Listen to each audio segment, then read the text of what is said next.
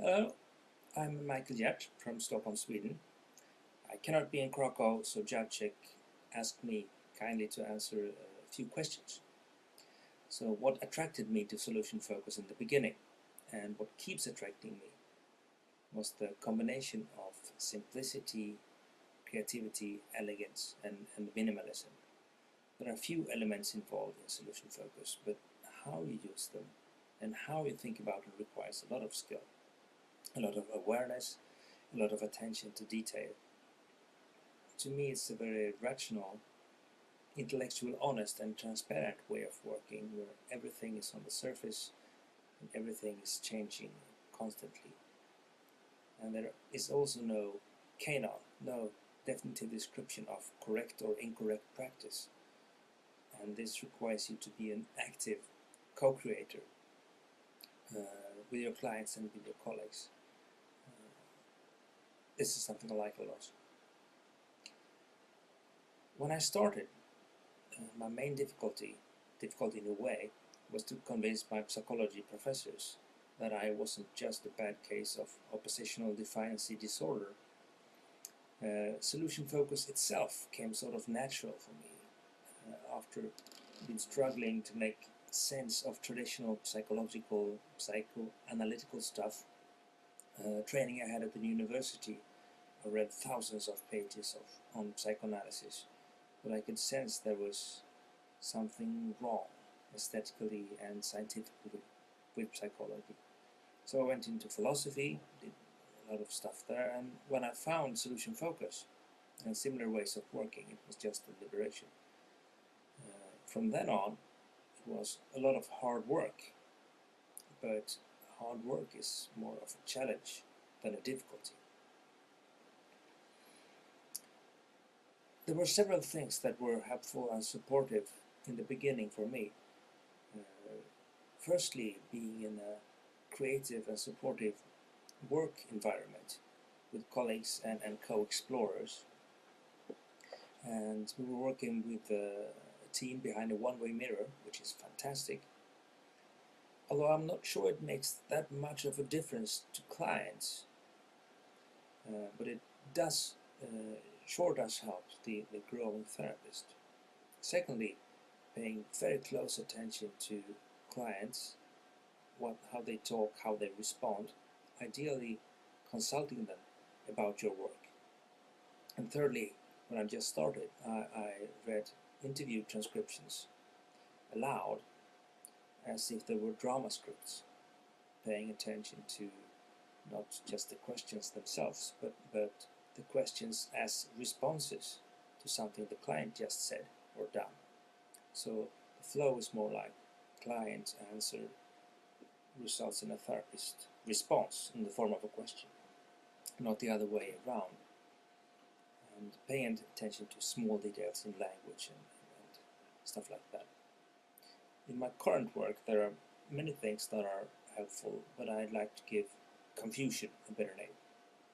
I've learned to love confusion, not knowing what's going on, not knowing where we're headed, not knowing what to do, because it sharpens your ear, it sharpens your perception.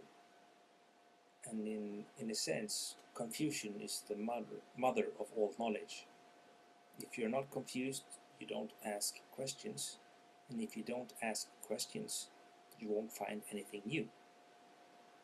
So confusion is sort of the lifeblood of solution focused work for me. There's been a discussion going on, this discussion whether solution focus is a philosophy or a technology, what I think about this. But firstly, I don't like this distinction between philosophy and technology. It's a disservice to those two words. It is neither and both. To me, it's more like an evolving tradition of practice or a discipline, and as such, it involves both philosophy and technology, as well as art and science. I can't really see a clear distinction between theory and practice. I think theory is a sort of practice, a form of practice, which is the doing of therapy.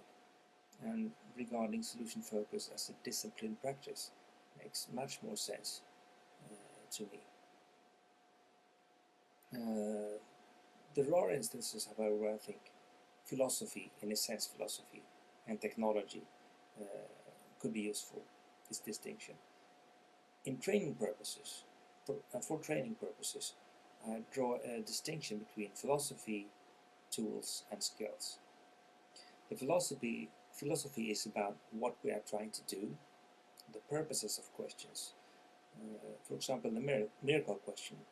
The purpose of this question is to describe what a perfect future looks like to the client, a preferred future looks like to the client. Thinking about it like this, the purpose point of view, it becomes clear that there are a multitude of questions which are constructed similarly. And they all begin with suppose or something like that. And the suppose invites the client to do a time-space jump into a preferred state and describe that.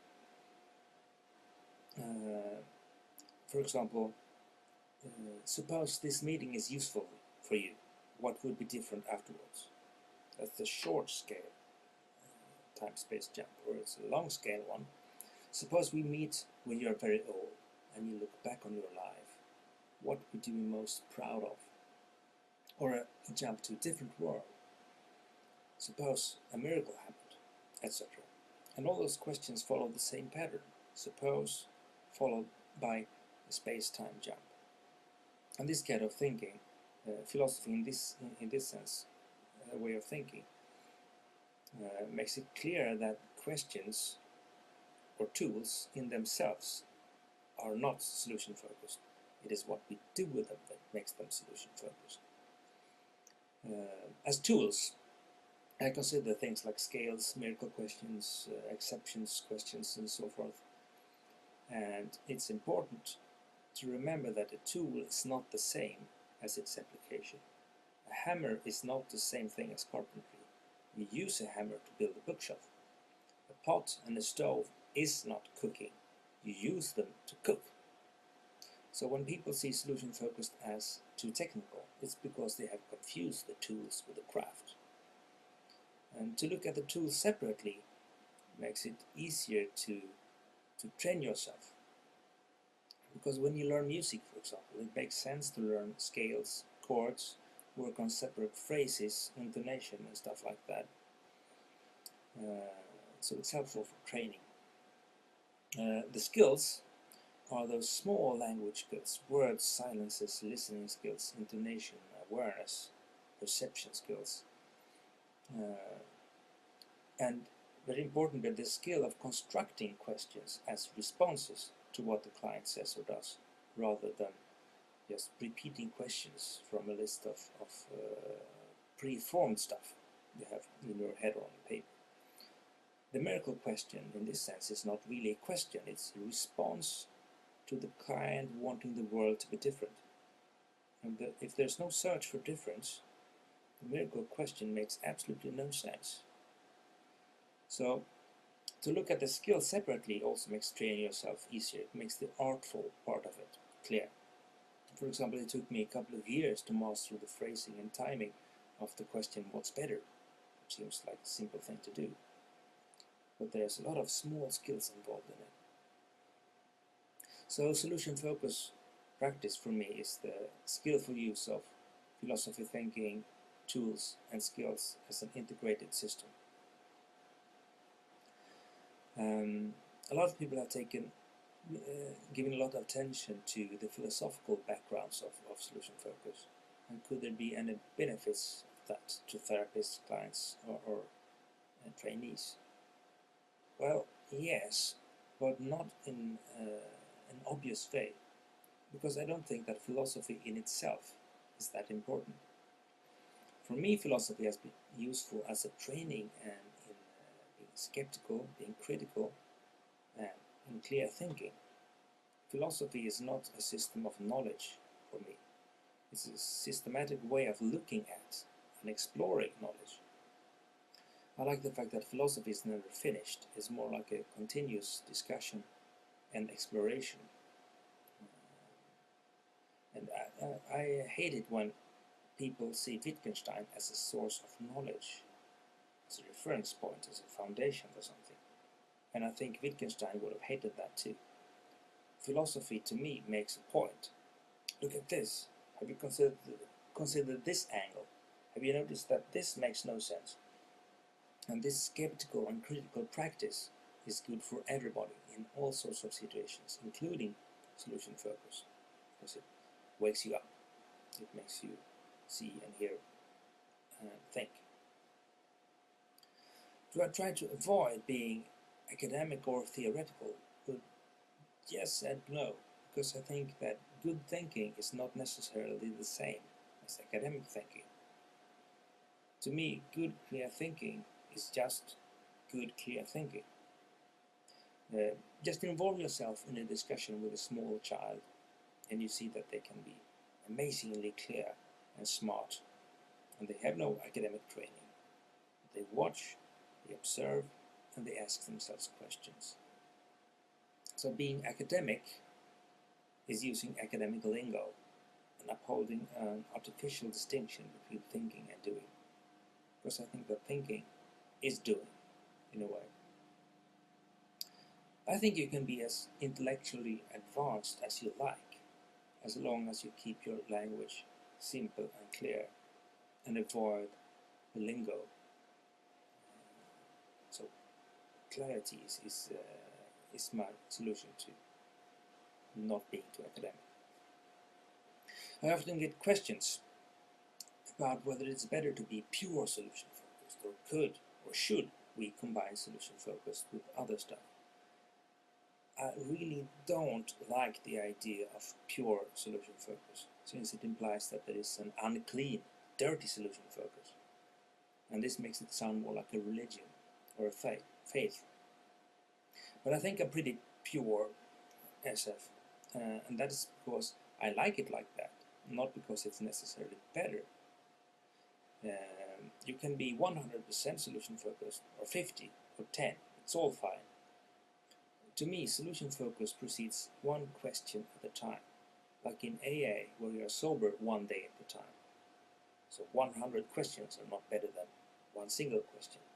It is this particular question, right now, that counts. And a solution focus session is just a long string of single questions.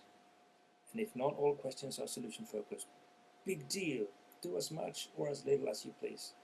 There is no solution-focused police that will track you down and arrest you if you do not follow the correct practice. And let's be scientific for a moment. There are a lot of things that are useful for clients, including medication, exercise, other therapeutic stuff. Solution focus is not the holy grail of change, but it is a fantastic way of working. It probably makes more difference to the practitioner than to the client.